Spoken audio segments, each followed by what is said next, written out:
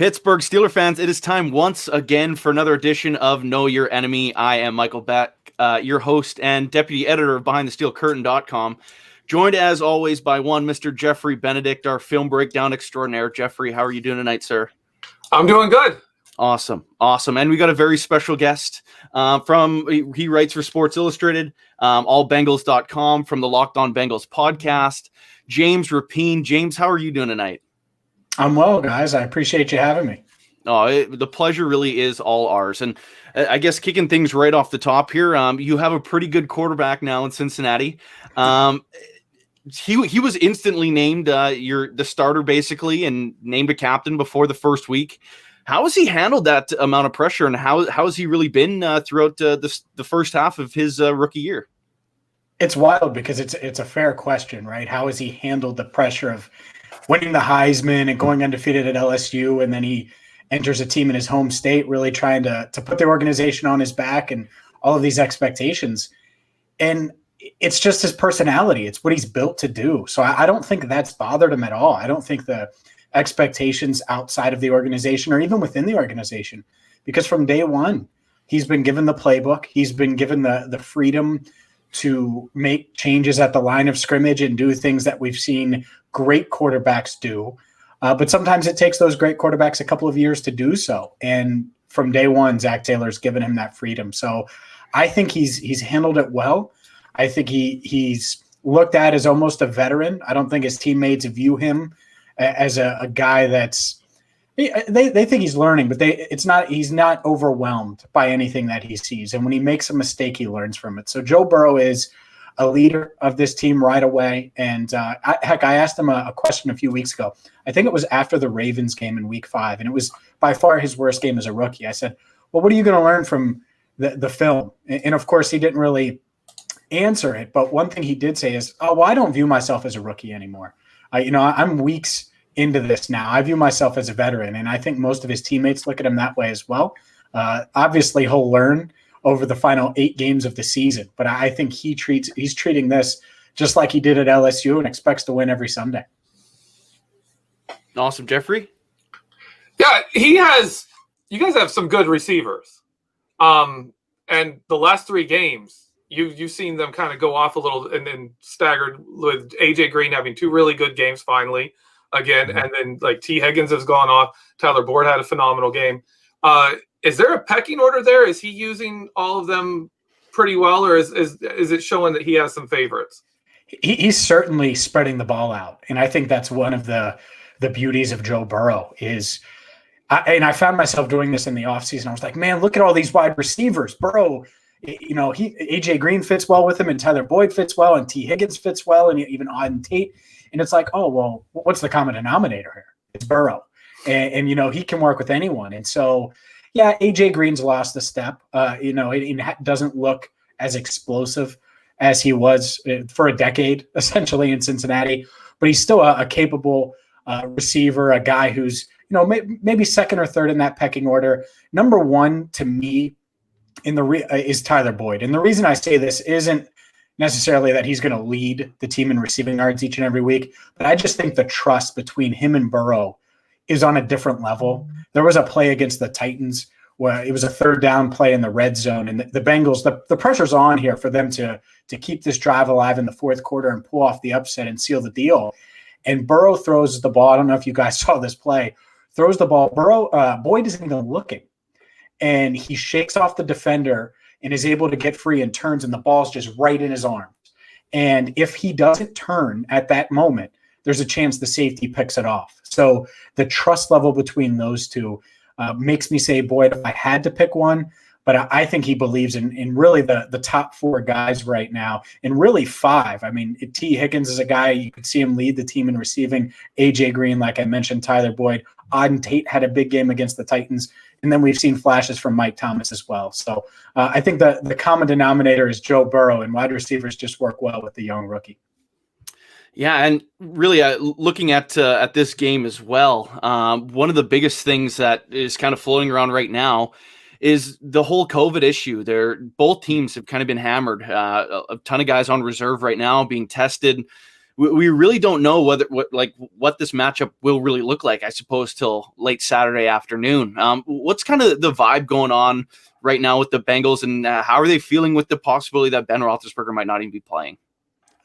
I don't even think that's really on their radar. I think they just assume he's going to play, right? And what their mindset is all right, well, we got to roll with it. Like, for example, this morning they had a couple cornerbacks on the practice squad test positive for COVID. So they sent the defensive backs, they told them, hey, stay home. And then I think a couple of them came in for the practice in the afternoon, but they didn't come into the facility in the morning. And look, that's what you have to do is we've all done it, right? Is we've kind of changed the way we do things and the way we operate our day to day.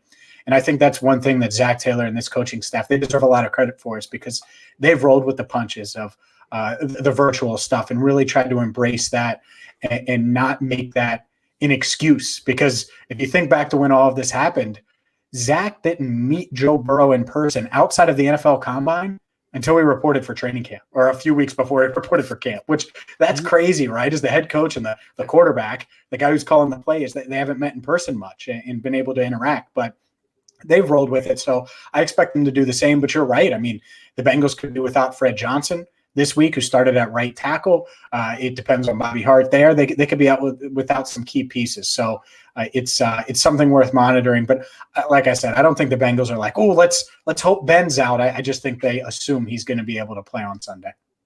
Awesome. Geoffrey? All right, Steeler fans are used to seeing a couple of tight ends on the Bengals roster that aren't playing right now. Tell us about Drew Sample. What do you like? I feel like I'm reading his name. I'm like, oh yeah, you guys drafted him a while back. Like, what's going on with Drew Sample? What do we expect from him? He's a second round pick from last season, a guy who's come on. I think he's having a pretty solid year, and he's certainly a really good blocker, specifically in the run game.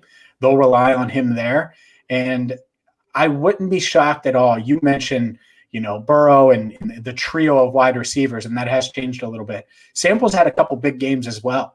He had a 7-reception game against the Browns in week 2, had another big game against the Browns a couple weeks ago. And maybe that's just the case, is it's the Browns. But when I look at the Steelers, obviously they try to get pressure. I could totally see Burrow dumping it off the Sample. So he's maybe the 5th or 6th option in the passing game, but certainly a guy who any given week could have 5, 6, 7 catches and is certainly capable. Now, earlier you mentioned Zac Taylor, of course, and not really having that kind of relationship with Joe Burrow because of everything going on in the world. But the difference between Zac Taylor, his team a year ago to this year, what can you see different out of Zac Taylor in year 2 as an NFL head coach? I think he's more experience for sure, which is one thing. But I just think he's more refined. I wasn't covering the team last year during that first season, but I still kept a close eye on them because it's a team I've covered for many, many years leading up to it. And obviously it's my hometown team as well. So I was paying attention, and I think last year part of it was just injuries. You don't have the horses. This year it feels like they need to win. And it's not, all right, let's go out there and try to win. It's we need to win. And so I think that's a big difference. He expects it. He knows it's going to take time. They've lost a lot of close games this season. They should be better than 2-5-1 from a record standpoint. I mean, I could think of 4 games out of those 5 losses and 1 tie, 4 of those 6, where you could make a good case that the Bengals should have won those games. And they had the lead in 6 of 8 going into the fourth quarter, if that tells you something. So I think the key now is for him to show, one, and he's starting to show it the past 3 weeks, one, that he's the guy that's going to get the most out of Joe Burrow, that he's going to be able to maximize him the same way you look at Sean Payton and what he's done for Drew Brees, or the same way Josh McDaniels, right, got Tom Brady to be the quarterback that he is. Not that Joe Burrow isn't going to be great anyways, but you want to maximize that, especially over the next couple of years. So I think you're starting to see that with this offense. And then the other thing, and I think this is big, is you got to show you can win some of these close games against teams that do have more talent than you, because most weeks you're going to have the edge at quarterback now with Joe Burrow. I get it, he's a rookie, and I'm not trying to get ahead of myself, but I think he's going to be that good and is potentially that good right now. So We'll see how the second half goes, but I certainly think that these 8 games are big as the Bengals organization evaluates this coaching staff. All right, Geoffrey. All right, so is Joe Mixon playing in this game? And if he isn't, are we going to see Giovanni and Bernard and I can't even say his name, Samaje Perine? Samaje Perine. Yeah, I would. You got it. Yeah, you did. I think you certainly will see Giovanni Bernard regardless. He's a guy that has played his tail off the past couple of games. The offense, I mentioned how explosive they've been. He's a big part of that because of his pass blocking, because of his explosiveness out of the backfield, both in the passing game and as a runner. And that's the interesting thing going into this week is if Joe Mixon does come back, and he didn't practice on Wednesday, but I wouldn't be shocked at all if he plays. He was on the side of the field, working out, cutting, doing things like that. So I think that they're probably taking it slow. He's missed a couple games now with that foot. I would expect to see him out there. I could be dead wrong. That's just my assumption that he's going to be able to play. And so if that's the case, how does this coaching staff balance it? Because Giovanni Bernard's done such a good job of just being him in this offense and making an impact. And at the same time, Joe Mixon's a guy extremely talented, and you got to get him the ball. So I think you'll see a little more of the run against Pittsburgh on Sunday if Mixon is in. But the key to this for me is this offense needs to run the same way it does with Giovanni Bernard when Joe Mixon is in. Get him involved in the passing game. Find a way to get him in space. And to Mixon, what he needs to do is become that elite pass blocker that Giovanni Bernard is, because that's why Geno comes in on a lot of third down plays. And if you could get a talent like Mixon involved in the passing game regularly, that's a nightmare for opposing defenses. So I think it's going to be interesting if he does play, and I would expect him to. Interesting how they use him coming off of 2 straight huge performances by this offense with Mixon out. Now, circling back to Joe Burrow here, he's taken a ton of nasty hits this year. Just in general, he's taken a lot. But Steelers pass rush is a team that sends more pressure than I think Baltimore surpassed them in blitz rate. But they're still leading the NFL in sacks. Is that something that's a bit of a concern in this game? And is Joe Burrow going to have to kind of change up the way he plays in an effort to kind of limit the amount of hits he takes? I think that is the concern.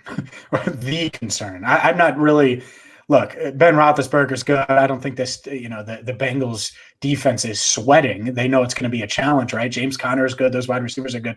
But the concern going into this game is trying to keep Joe Burrow upright and prevent him from taking a bunch of hits, regardless of how they come, whether it's him not realizing the blitz is coming, which was an issue in week 5 against Baltimore. And really the only time I think we've seen Burrow confused this year was that game.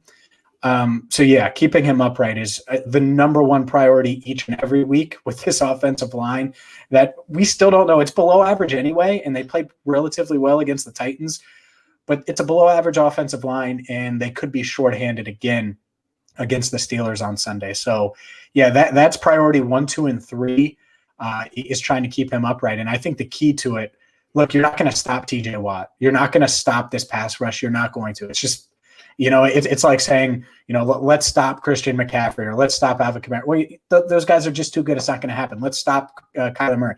No, but what you can do is scheme around it a bit. And I think that's the key. Can the Bengals get the ball out of Joe Burrow's hands fast? Can these wide receivers get open that quick enough and in space quick enough that it doesn't matter if TJ Watt is to Burrow in 1.5 seconds, because he will, regardless of who plays on the Bengals offensive line, he's going to get there quick. And you got to find a way to, one, get open quick and scheme that open a bit. And so when I mentioned Joe Mixon in the passing game, for example, I think that's a huge wrinkle that could help in that department. So absolutely. I think that's kind of the key to the game. If the Bengals can do that and kind of scheme around it, which, again, they've done a good job of doing so, and also just maybe playing better in the trenches. If they can do those two things, I think they have a shot. But that's a tough ask against one of the better defenses and arguably the best pass rush in the NFL. Now, James, before we get you out of here, we did get a super chat from Just Me, who puts $5 in the tip jar and wants to ask you, who are you more worried about, the Steelers' offense or their defense? Defense, no doubt about it. It's because that's what's going to wreck the game. If Ben Roethlisberger and the Steelers score 40 points, okay, well, that's fine. But if the defense is getting to Joe Burrow, well, we could see what we saw in week 5, which is 3 points in just the Bengals offense going off the rails. And I don't think that's necessarily going to happen. I don't think Burrow's going to get confused much this year. He's just such an intelligent player. He works extremely hard. And so I think he's going to perform much better than he did in week 5 against the Ravens. But this is either the best defense he's seen all year or the second best behind the Ravens. And I think that's it's probably a better pass rush straight up. I think that's fair to say, but probably a little worse from a secondary standpoint compared to Baltimore. So it's going to be a tough challenge. And I think it's a good measuring stick, specifically having to go on the road, even though, fans and stuff, it's not going to be 60,000, 70,000 strong like normal, but still, I think it's a good measuring stick for this team because they're feeling good about themselves after that big win over Tennessee a few weeks ago. Now, before I get you out here, one quick last thing. Do you have a score prediction for this game? Man, I haven't even got there yet. Let me think. I do think it's going to be relatively close because this team is just, I don't think they're there yet. Obviously 2-5-1, but they've played a lot of close games. They've hung around outside of the Baltimore game. I'm trying to think most of their games, losses, ties. They've all been one score outside of that in the Tennessee game, I believe. Even the Jacksonville win. So I'll say I'm leaning Pittsburgh. I'll say that. It's probably 27-24 in that range. Yeah, and you know what? That's AFC North football right there, 3-point games. James Rapien from Sports Illustrated, allbengals.com, Locked On Bengals podcast. Thank you so much for your time today, sir. Of course. Thanks for having me, guys. I appreciate it. Awesome. Thanks, So, ladies and gentlemen, that was James Rapien once again from, like we said, Locked On Bengals podcast, Sports Illustrated, and allbengals.com. That was a ton of fun. Geoffrey, just getting straight to you. What's your feelings on this game so far? Well, we got to talk a lot about the offense, and obviously that's the big part of the Bengals this year is their offense with Joe Burrow just coming in and playing definitely better than I expected. I think better than even like some of the more optimistic people expected. So he's the real issue is how do you deal with him? And the weakness on the Bengals offense is their offensive line. Their run game hasn't been great. He was talking about Mixon. Mixon hasn't put up a bunch of yards. Giovanni Bernard has started 2 games. He still has more receiving yards than rushing yards. I don't think he's hit 200 yards yet. And so it's not a great run game. It's pretty much just Joe Burrow, 3 wide receivers. You're going to see Drew Sample. You're going to see a running back. They love that. They love the 11 personnel, 3 wide receiver groups, which they should with the 3 they have. But that's the real question is going to be, can the Steelers disrupt Joe Burrow? Can they get pressure on him? Can they force him to make mistakes? Can their secondary capitalize, maybe get some turnovers? Because that's how you're going to win this game. That's how you're going to make it easier on your offense winning this game and avoiding, a shootout. If you let him get going, you let him get comfortable in the pocket, you don't force errors and you don't capitalize on those mistakes, you're in for a long game. Absolutely. Now, the thing off the top that obviously Steelers fans are concerned about is availability of Ben Roethlisberger. What does that mean for this game? What are the differences here? What are we looking at?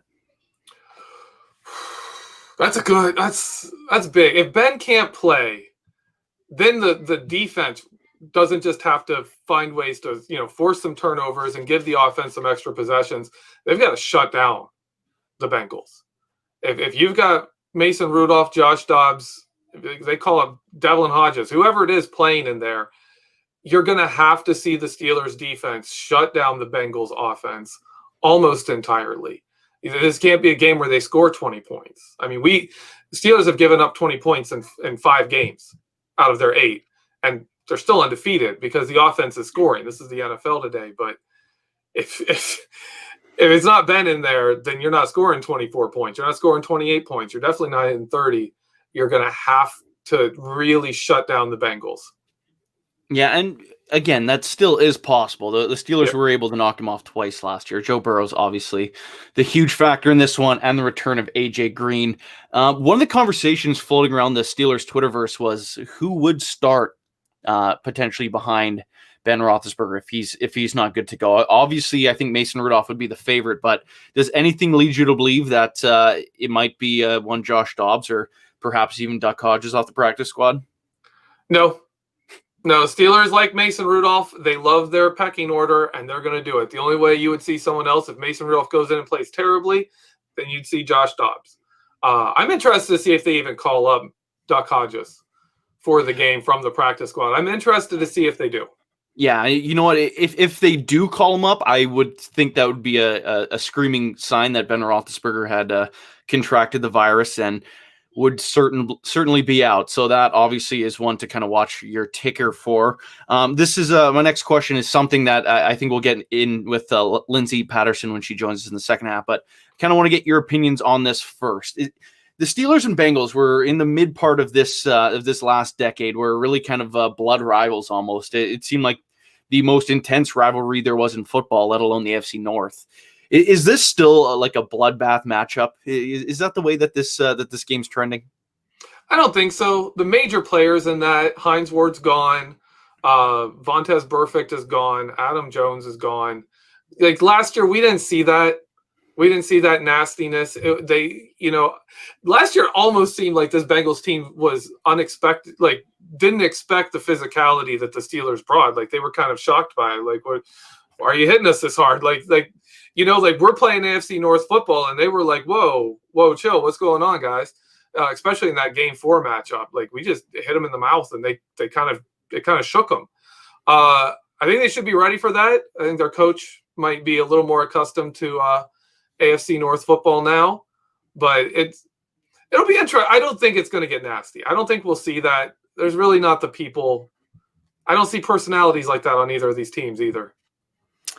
Yeah, right. And we got another super chat from Grayson Brown, who puts $4.99 in the tip jar. He says, not worried about this game. It's a divisional game. They'll show up. Dallas game was a typical road game, no show.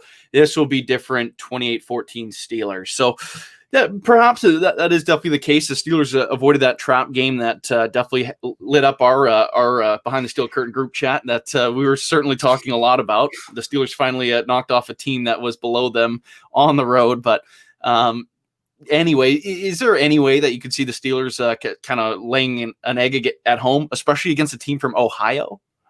Well, this was a game. I don't know if I've talked about it in here, but I've talked with you about it other times. This was one of those games I pegged where if we went undefeated through that nasty stretch of the Browns, Titans, and Ravens, that this was the game. The Bengals coming off a bye week with Joe Burrow heating up before the bye week. It's always been my opinion that you see, stats tend to back it up too, that you see a growth from players after the bye week, especially if you're based heavily on rookies like a T. Higgins and a Joe Burrows. The offense gets a whole week to say, okay, what were they doing good? What more can we give them? How can we really, utilize T. Higgins better? How can we get Joe Burrow's, focus this offense more around Joe Burrow? I think it's a potential there that if the Steelers come out, and especially say they can't stop the run against the Bengals, who are terrible running the ball. Say the Bengals get a little bit of a run game going, and Joe Burrow and T. Higgins are going off. Zac Taylor has some new stuff for them that we haven't seen yet. You could see one of those games where it takes us to halftime to recover. And the first half of the game, their defense is shutting us down, and then the second half of the game turns into a shootout where you've got Ben Roethlisberger trying to catch, the Bengals, and Joe Burrow is out there slinging the ball all over the place still.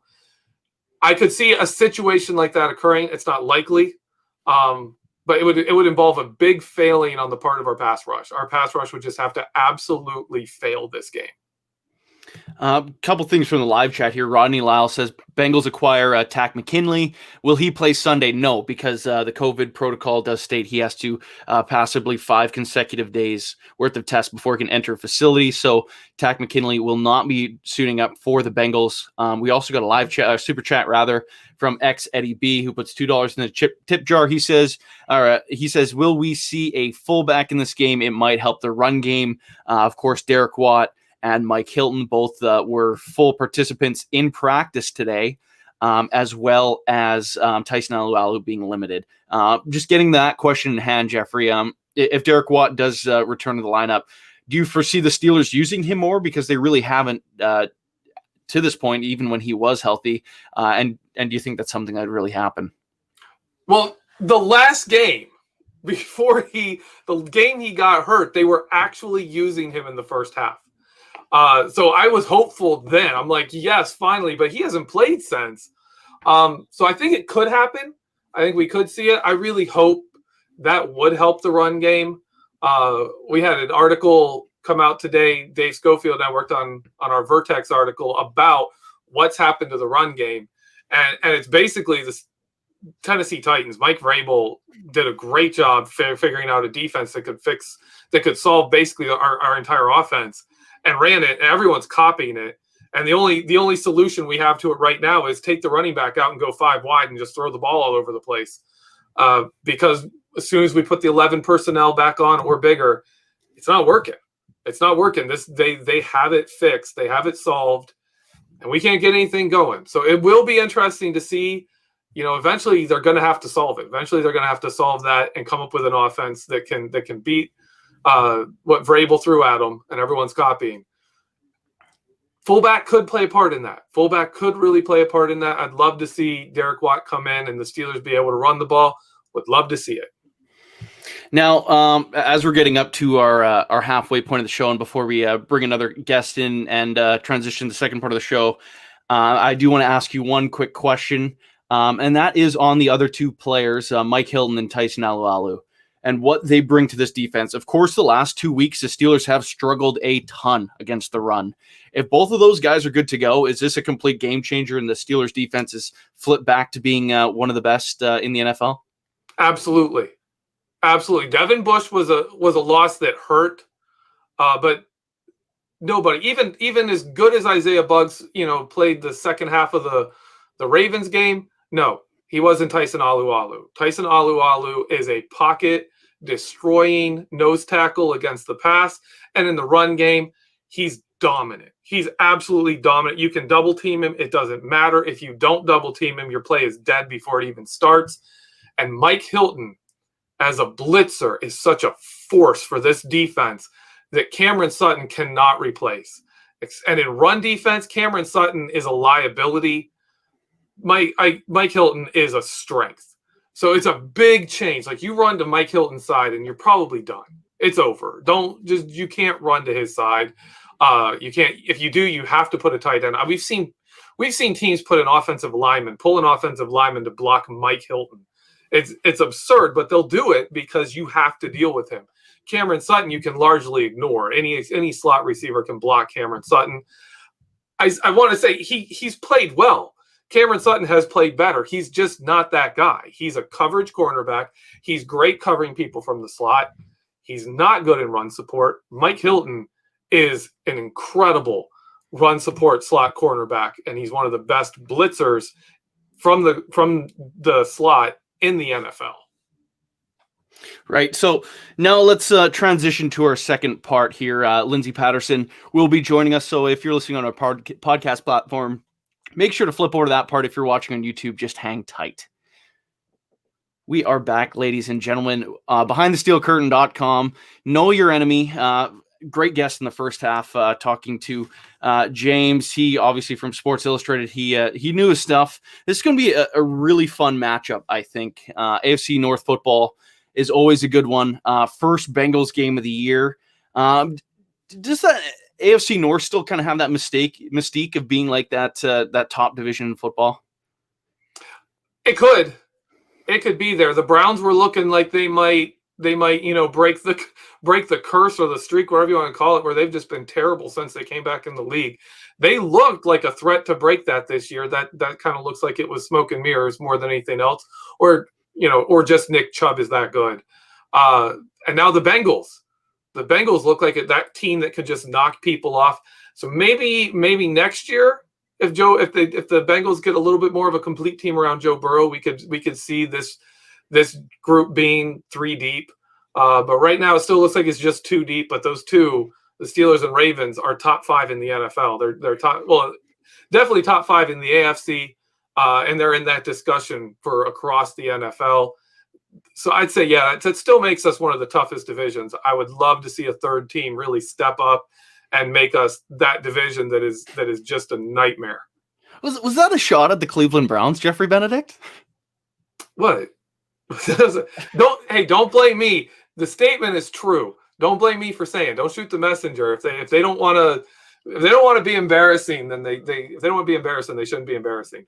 No, I think I really just wanted to get that out in the open there. But I agree that the Browns are still that ugly stepchild that the AFC North likes to sweep under the rug. But speaking of Joe Burrow and the future of the AFC North, before Lindsay jumps on here, what are your general thoughts? Or is there some current concern that the Bengals might be the team to beat in this division in, say, 3-4 years down the road from here? If they can build a team around Joe Burrow. Like, if you gave that kid a defense right now, that team would be a playoff team. If they had a really good defense and it was a situation where, like, similar to like the Steelers, say last year, instead of getting, Minkah Fitzpatrick, we just lose all the games. We end up with a Joe Burrow, on this roster, and they, sign a free agent safety that gets us to be like a top 10, top half of the league defense. Joe Burrow would be taking a team to the playoffs. The Bengals right now have problems on the offensive line, and they have crazy problems on defense. That defense is not good, and they're still in these games. They're either in it or they're beating teams. And like our last guest said, the only game they've really gotten smoked was against the Ravens, when the Ravens came out and just, Burrow didn't have time to catch the ball and set his feet before they were in his face. And you can't play that way. You can't play football that way. No one can, let alone someone who's literally never faced that before in their life. Right. Now, let's welcome in Lindsay Patterson into our conversation here. She's from Inquirer Sports and Q102 Cincinnati. Lindsay, how are you doing tonight? I'm good. How are you guys? Doing good. Quite well. Perfect. Now, we're talking about obviously Sunday's matchup. Obviously, the biggest thing off the top here, I think, is how you think the Cincinnati Bengals match up with these Pittsburgh Steelers. I mean, it's pretty easy to look at the records right now, and if you're judging by that, the way the Pittsburgh Steelers has gotten to where they're at 8-0 on the season, you look at this tough defense. Yeah, they have the offensive weapons in Big Ben, who has the Bengals numbers.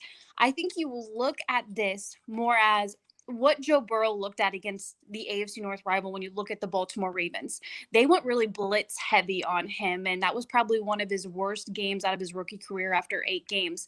I think when you look at the matchup and the defense on the Pittsburgh Steelers side, that's where you have to be worried if you're the Cincinnati Bengals. Look, it's Joe Burrow's first game. I know it's going to be different on the road without that Pittsburgh atmosphere at home, but it's still going to be a tough one for this rookie quarterback. Geoffrey? How do you see think this offense is going to change much? We were just talking about this in our last section after the bye week with Zac Taylor able to sit down Joe Burrow. You've got rookie T. Higgins. Do you expect much change after the bye week to really focus on what these rookies have been doing well? I don't think you want that to happen. The way they've been rolling the last 3 weeks, getting 30-plus points. And, in Cincinnati, the last couple weeks prior to the Tennessee game or even the Cleveland game and what they were able to do in Indy, yeah, they took 2 L's and 2 of 3 of those.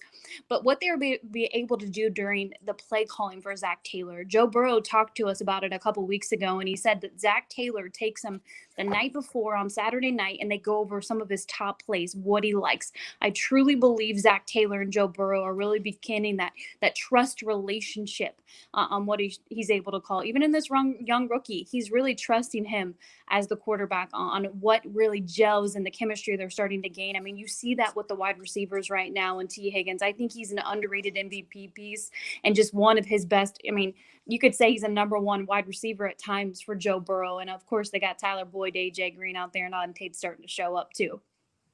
Now, for this matchup, I was talking to Geoffrey about it a little bit before as well. The Steelers and Bengals had a really nasty rivalry going on. It went way past, I think, the level, like disrespect. It was physical at times. Is this still that kind of matchup, or have we kind of moved past that? You know, it's funny. I was actually talking to someone else in Pittsburgh earlier today. I feel this locker room so different. I mean, there's so many young guys on the offense and defensive side. And like you mentioned, that rivalry was just getting dirty and honestly painful to watch on both ends. I felt like both sides were really guilty with the way they were playing. I mean, you can look back on so many games, the memorable and the infamous playoff game with the way that went. It's just, that's not a rivalry you really want to continue. You like it. It's great for the fans. Of course, the AFC North. I mean, I might be biased because I cover the AFC North, but I feel like it's one of the toughest and best divisions in the NFL. So it's really fun to watch. I would like to see a little more of that rivalry on the field with the talent from Pittsburgh, with the talent from Cincinnati, and less of those dirty hits. And like I said, both teams are guilty from it. But I honestly don't think it's the same. I really don't. And maybe 2020 is just a weird year overall.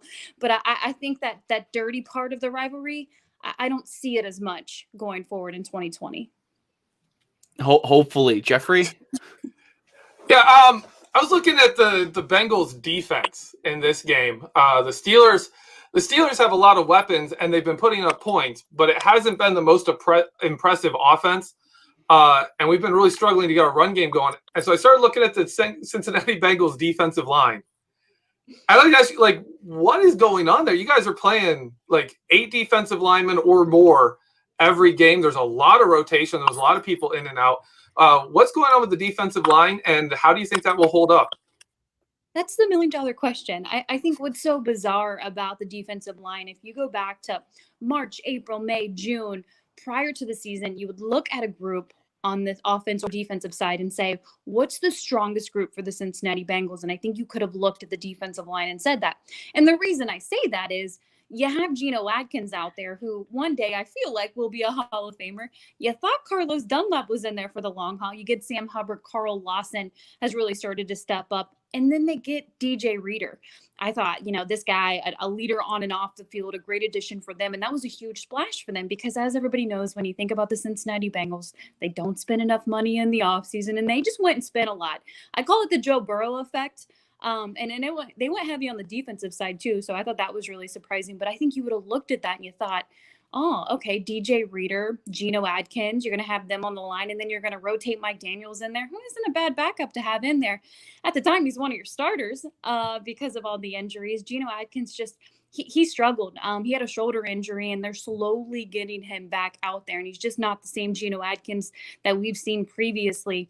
They've struggled getting to the quarterback. If they've seen any success, it's Carl Lawson. And of course, everybody knows the social media, kind of what happened with Carlos Dunlap. He wasn't liking how he was being used from the defensive coordinator, the D-line coach. So he got out of Cincinnati, and it's been some of the younger guys rotating different guys out there. But one of the biggest struggles with the defensive side, and I don't want to make excuses because of injuries, but they can't get to the quarterback. And they honestly only saw DJ Reader and Geno Atkins in the same game all season long for half of a game. So we never really even saw that. No real threat.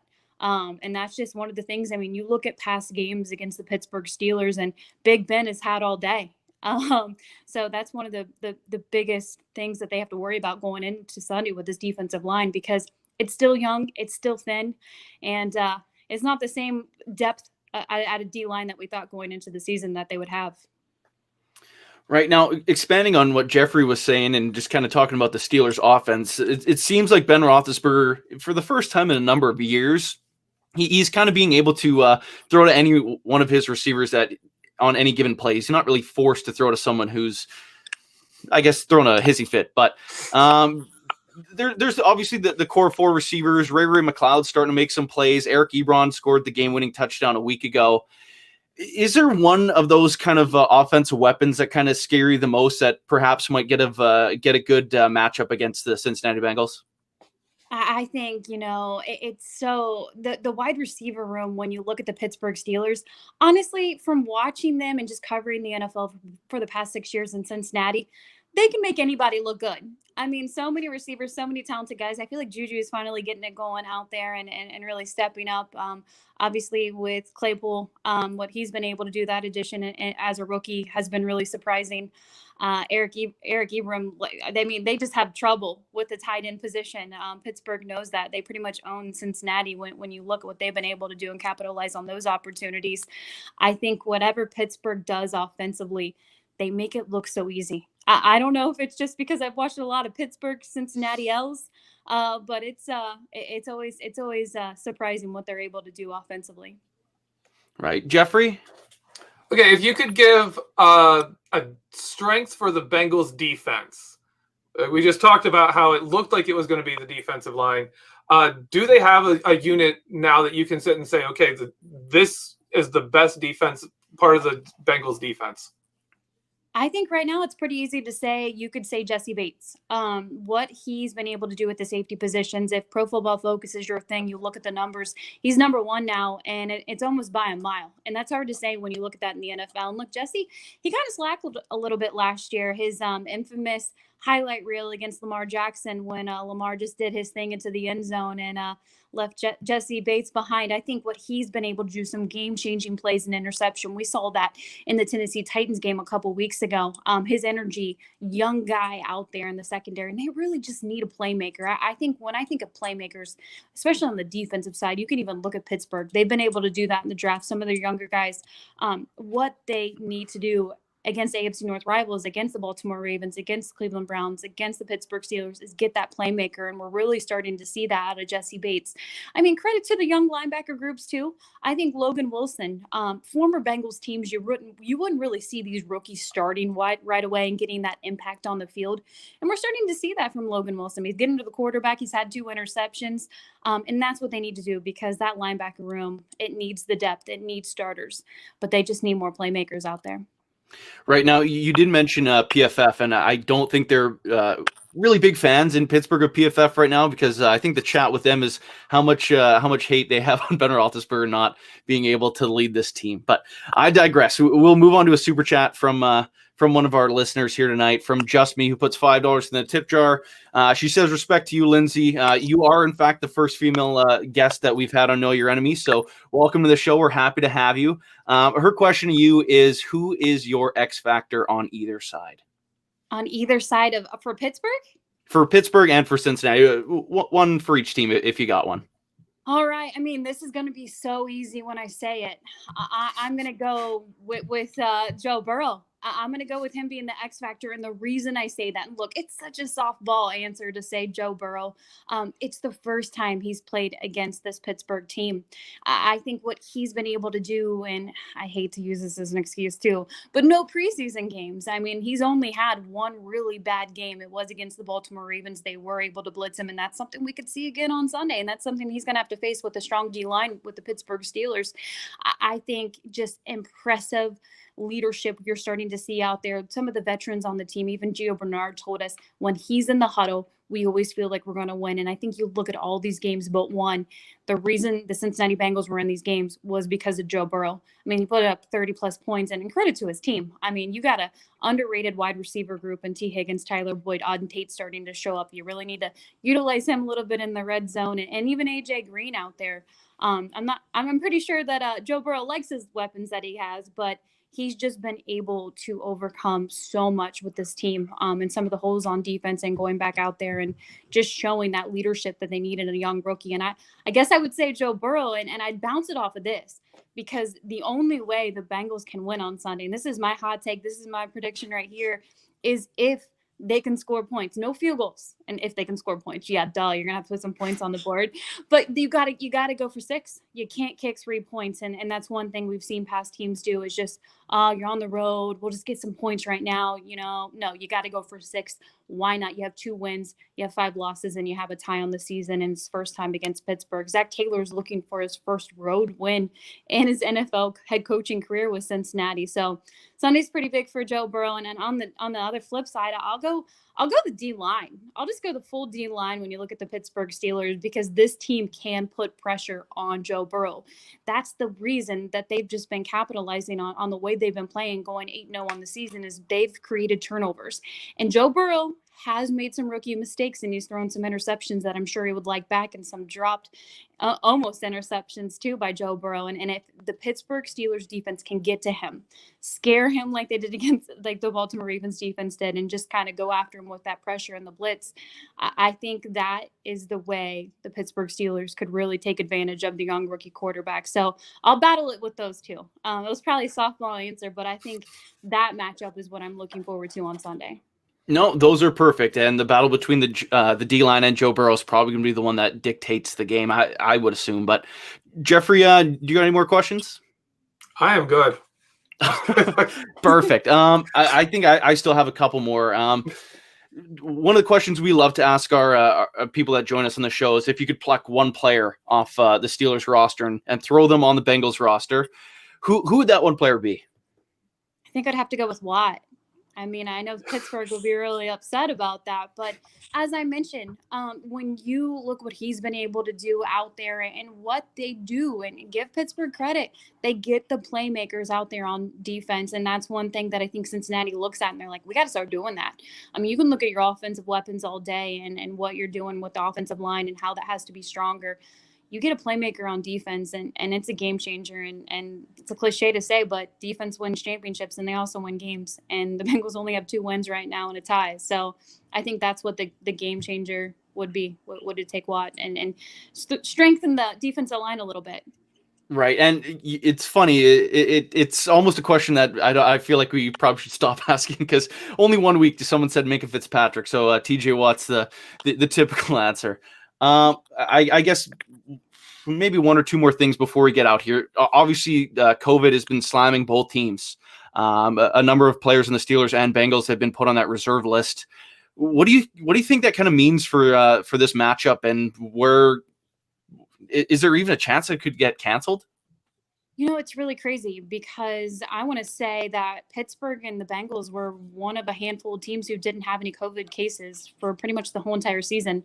The way they've all been handling it, I feel like it's professional. And honestly, it's just one of those things. You never know what can happen as far as contact tracing. And I'll leave all that other stuff up to the doctors to talk about. I felt, and you can roll the tape back in April, I told my co-host Tyler Dragon over on the Cincinnati Enquirer, we were going to see an NFL season. Maybe not preseason games, but the NFL will always go on if it can. And if it can't, they just pushed a couple days. They have a plan. And to the NFL's credit, they have pretty tough protocols. I see, Ben is on the reserve COVID list. It sounds like that was contact tracing. Hopefully for him, that's just, he's good to go, negative test, and he plays on Sunday. I honestly think that they play. Everyone's just obviously that they'll get moved to the COVID test or the COVID list and have to take multiple tests before they're cleared and can be on the active roster for game day. I know the Bengals kind of went virtual this week, and Ben was kind of doing a similar thing besides his rehab work, is where they were doing a lot of Zooms. And this team and the Pittsburgh Steelers too, they're familiar with that. I mean, they did their whole off season, and Joe Burrow did a lot of his pre-training camp at home in his parents' basement, calling plays. So a lot of this is really, some of the things that they're familiar with, and unfortunate, you don't want to deal with that. Joe Burrow was asked about it today, if it ever unfortunately happened to him and how he would deal with it. And he's like, oh no, I've actually thought about that. It's not a fun thing to think about. And I know there's bigger things in the world than football, but I honestly think that we'll see a game on Sunday, and I think Ben Roethlisberger will be the quarterback on the other side. It'll be super interesting to see how that plays out. One last thing for you before we let you out of here. Score prediction for this game. I know probably putting you on a spot, but who are you leaning, and what's that final score? I've said it a couple times with other radio stations and then over on Cincinnati Enquirer. I have Pittsburgh winning. They'll go 9-0 on the season, and I actually think it's going to be 28-20. And some might say, "Oh, it's a pretty close game." I think the Bengals get a late touchdown to make the score look a little bit better. But that defense is tough, man. It's one of the biggest reasons why they're undefeated right now. And I've said it, and maybe it's a hot take. I think the Pittsburgh Steelers are the best team in the AFC. I know you can look at the champs and say that you should put KC up there. I think this defense is just so dominant. And then obviously you got Ben on the other side who has the experience in postseason and these games and knows how to handle it. I think they're the best team in the AFC North. I think Baltimore's been a little bit of a disappointment in the last couple of weeks. And even though they got the dub this past weekend, there's just something about this Pittsburgh team. They still have the Bengals number. it's not much of a rivalry until you start winning some games on the other side. But just them, all the confidence in the world, and credit to Mike Tomlin. But yeah, I think the Bengals fall. They'll get loss number 6, and the Pittsburgh Steelers extend to 9-0. I think you just became a big fan of a lot of people here in Pittsburgh and Steelers fans around the world. Lindsay Patterson, thank you so much for your time. Inquirer Sports, Q102 Cincinnati. Thank you again. This was a lot of fun. No problem. Thanks for having me, guys. Awesome. Ladies and gentlemen, that was Lindsay Patterson. That was, like I said, that was a lot of fun. A whole new energy to the show. Geoffrey, sorry for cutting you out for a minute there, but we'll get back to you. She mentioned 9-0. What would that mean for this team? Honestly, 8-0, 9-0. It's just setting the franchise record higher. That's all it really is at this point. I don't want to see this team go 16-0. So I assume we're losing some game. I think that's an awful weight to carry into the postseason.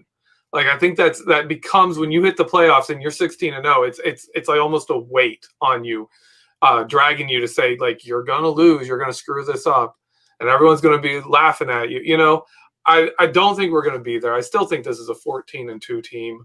I don't know where those losses come, but 9-0, 8-0. It's just one more game. Like, it's sad to say, but at the point we're at, we can lose a game, and when we're still great. We're still in great shape. So that winning this game, really, to me, the win column doesn't matter as much. I'm more concerned about being healthy, staying out of it, and getting this team ready for the playoffs. Right. And you know what? For me, I want this team to continue winning as long as the Kansas City Chiefs continue to win. They have one loss. I don't know how many more they're going to lose throughout this year. So looking at it from that sense, if they go 16-0, sure, it's a huge weight, but if the Chiefs go 15-1, it's a necessity to get a bye, and I think that would be huge for the Steelers. And I know that is a tremendous weight in the playoffs, but having to play, I suppose it's going to be 11 straight games, and then if you have to jump straight into the playoffs, that would hurt. Maybe from that sense, it'd be okay, but I agree that it's totally an anchor to have on you. But for this matchup as a whole, is there one player on the Bengals that's not named Joe Burrow that you're like, oh man, we got to play against this guy? It would have to be Jessie Bates. Yeah. And I'm not really worried about him because our offense doesn't attack the free safety. Our offense is all about the outside and underneath stuff, and we don't really deal with the free safety much. So I really don't think he's going to be that impactful in this game. I'm not really worried about the rest of the team. The only person on this team that you really have to worry about is Joe Burrow. Yeah, now with Jessie Bates roaming the top of the field, Ben Roethlisberger took a ton of deep shots last week, and something we kind of talked about off air was when he was kind of throwing those deep shots. But with Jessie Bates rolling up there, is that still something you think you might see out of the Steelers? Ben just chucking it deep again, or was that kind of a game plan type thing? Well, we've been seeing that for a little while. For those of you who weren't in YouTube, for those of you listening, we were talking about Ben is getting rid of the ball quickly, even on his deep passes, where he's kind of like, before the receiver's really gotten open, he's throwing it, kind of expecting the receiver to get open, not really seeing that the receiver is getting open. And that's why you're seeing a lot of plays like the one he threw to Deontay Johnson, where by the time Deontay's catching the ball, there's two defenders between him and the football. It's because Ben had to throw it before Deontay was actually open. You see the same thing with Chase Claypool, and defenders are getting physical. They're disrupting the timing of those routes, and they're being able to stop our deep passing game. Jessie Bates could play into some of those. I don't know if you really want to lob deep shots, just tossing them up there when Jessie Bates is out there running around. That could actually get you in trouble. We saw a guy in Dallas get his hands on the ball and not bring it in when it was that deep shot to Deontay. Don't want to see that Jessie Bates. He can bring those in. Yeah, and if you're throwing around that guy, it's kind of like having Minka I suppose. He's Yeah. I think right now he's kind of projected to be that first team All-Pro safety. So Yeah. that's essentially what teams who are facing up against with the Steelers a year ago. I think Minka's really coming to his own this year. I'll say between him and Bates, between Fitzpatrick and Bates, if you're playing a single high safety, Jesse Bates is better than Minkah Fitzpatrick. If you're moving them around, if you're doing some other stuff with them, Minkah Fitzpatrick is better than Jesse Bates. But in that single high safety role, he is better than Minkah Fitzpatrick. And when you were asking her what player she'd take, and of course she took TJ Watt, I was thinking guy I would have to take would be Jesse Bates. Even though we have two safeties, we have a great nickel corner, we have a good dime back, I'd still take Jesse Bates, put him in at that single high safety, and figure out a way to use Minkah all over the field. I mean, like rotate people. I don't know what you do, but that's who I would end up taking. You know what? I respect that, but I'm taking Joe Burrow, and I'm just going to keep winning championships for the next 20 years after Ben's done too. See, I would take Joe Burrow, but the Steelers wouldn't. The Steelers would be like, no, we got Ben. Ben's playing for 10 more years. Why would we draft a quarterback? Who cares? Like, I just yeah. I would take Joe Burrow too, but outside of Joe Burrow. Let's cut him out of the equation. I think. It's almost like the question that I've been asking the other people coming on. Yeah, we got to take TJ Watt out because that's who you're going to pick. We really should. We should tell him. No more TJ Watt. Yeah, can't happen. Well, week 10, 9 times Watt because the bye week we talked to the Titans guys, so we talked to them twice. So 9 times Watt, 1 times Minkah. I think the last 7 games of the year we'll switch it up. But I digress. We're heading to the top of the hour here. I'm curious your X factor for the Steelers in this one. My X factor for the Steelers is going to be Mike Hilton. Ooh, if he's back, this defense is going to look different. I believe both him and Tyson Alualu practiced today. It looks like they are definitely on path to play. Mike Hilton is a game-changing player. He's a playmaker, and we need a playmaker. We need a couple of them, and we need Tyson Alualu too. But he won't show up in the stat sheets like a Hilton will. Yeah, I think Tyson Alualu was limited today. Also, when he's first injured. I think they said at most 2 weeks. So if he doesn't play this week, I would assume he'd be good to go for Jacksonville the week after.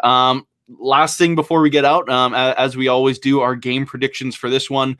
Steelers are 8-0. Geoffrey, are you calling them to go 9-0, or are you staying true to what you said early in the year and this being the game they lose? I can't stay with it. I can't as much as I'm saying this is the trap game. This is it. This is the trap game I've been expecting. I didn't expect it to be Dallas. I kind of was like, yeah, it kind of established itself as the week was coming up that it was going to be that kind of game. I don't see the Steelers having a second game like that, especially with this defense. With news that Alualu might come back, Hilton's coming back, they are going to be all over Joe Burrow. Fred Johnson is out. Bud Dupree does well against these guys. TJ Watt does well against them. This to me is going to be a defensive line bloodbath, and I think they do. I think they do get to Joe Burrow. I think whatever they're figuring out for the bye week, whatever wrinkles they're putting in the offense aren't going to matter because Joe Burrow is just going to get the crap kicked out of him on a play-to-play basis. We're going to see some big plays, going to see some interceptions. He will throw deep to the middle. Joe Burrow is going to test Minkah Fitzpatrick, and that's not going to go well for him. It's to me, yeah, this game's going to be ugly. The Steelers are going to move the ball. They're going to get the run game going, and the Steelers are just going to move and score, make the Bengals one-dimensional, full throttle, rushing the quarterback and making plays in the secondary. Yeah, and so, I didn't give an actual score there. Oh yeah, my bad. Go for it. I'll go 31-9. Ooh, a big one. The line in this game, I believe, is 9.5 points in the Steelers' favor. So definitely kind of being called for a blowout type again. Myself personally, I think because of the combination of last game being so flat, being back at home, and then the possibilities of Hilton and Alualu back in the game. As long as the COVID guys clear and play in the game, I feel like this is going to be a lopsided affair. It really kind of feels to be trending that way. I honestly wouldn't be surprised if it's a shutout type game. I think the Steelers front seven is just going to do numbers. Avery Williamson, this is really going to be the first game he's featured in. It's going to be exciting to see what he can do. But all that being said, I really feel like the Steelers are going to take this one over. Derek Watt, I think he's going to be, if they actually play him at fullback, the Steelers have a running game. I think this is going to be the first time James Conner goes over 100 yards in a couple weeks. I think the Steelers are going to grind the clock out and not be a very high-scoring game. But I think the Steelers win this one handily by a score of 27-3. Just a field goal from the Bengals in this one. I just think the Steelers are going to be all over them defensively. But I got a feeling I'm going to be picking the Steelers to go 60-0 this year when it comes to my picks. The way the schedule's lined up, I feel like a huge homer, but that's the way it's going to be this year. But as we get out here, Geoffrey, is there anything you want to plug before we sign out? Yeah, like I said earlier, the Vertex that Dave Schofield and I work on this week is a really good one. It's a really good one. I was actually up late trying to solve the questions he had asked me when it's like I watched the film and I'm like, wait, this is the same defense. They've been throwing the same defense out here since Tennessee. That's a great one to look at. Friday, I believe I'm having one on the young guys playing because every single rookie played in week 9. Every single rookie from our rookie class played, and I'm gonna put on some film for each one of them. That'll be fun.